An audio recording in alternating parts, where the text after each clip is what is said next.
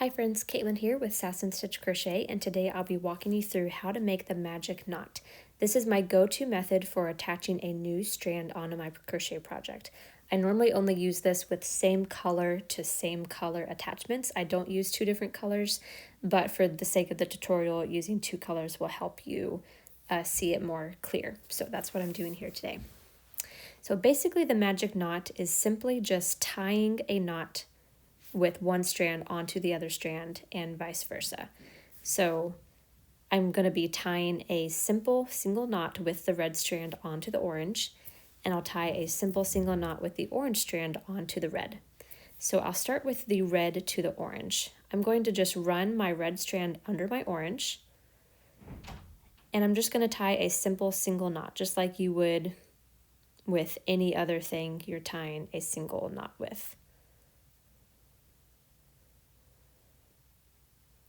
And pull that very tight.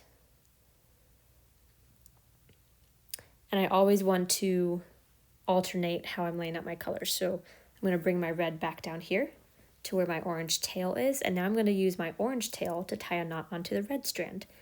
So I'll tuck the orange under, and then I'll grab the two sides of the orange, and I'm just going to tie a simple single knot around that red strand. So now each color is knotted onto each other.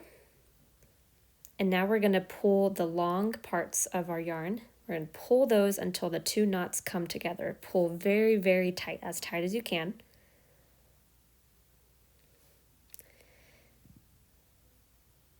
And then we've got these yarn tails. We're going to grab our pair of scissors, and we're going to cut off the tails as close to the knot as you can get it. I know this is going to make you really nervous, but just trust me on this. Cut it as close as you can to the knot.